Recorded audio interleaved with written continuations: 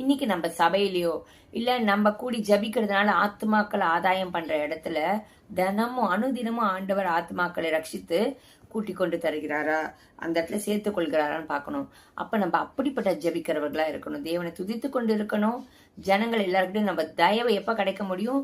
தேவ சித்தத்தையும் தேவ ராஜ்யத்தையும் நம்ம செய்து தேவ ராஜ்யத்தை தேடும் போது தேவ நீதியில நடக்கிறச்சே கர்த்தர் கிருபையிலும் மனுஷர் கண்களை தயவும் ஆண்டவர் கிடைக்க வைப்பார்.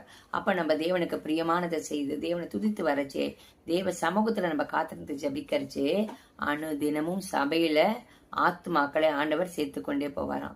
சோ இன்னைக்கு நம்ம குடும்பத்திலயும் சரி, ரட்சிக்கப்படாதவங்க நம்ம தேசத்திலயும் சரி, நம்ம சபையில ஆத்மாக்கள் சேர்க்கப்படணும். நம்ம தேவனை துதிப்போம். தேவனுக்கு பார்வைக்கு தேவனோட பார்வைக்கு பிரியமா இருக்கிறபடி நலமான விஷயங்களை செய்து கர்த்தர் ராஜ்யத்தையும் நீதியும் தேடுறச்சே, சுவிசேஷம் சொல்றச்சே, தேவ சித்தத்தை செய்து வரச்சே நம்ம மனிதர்கள் கண்ணிலும் நமக்கு தயவு கிடைக்கும். தேவன் என்ன பண்ணுவாராம்? ஆத்துமாக்களை ஜனங்களை ரட்சித்து அனுதினமும் சபையில சேர்த்துக் கொள்வார். இந்த காரியத்துக்காக நம்ம ஜபிப்போம்.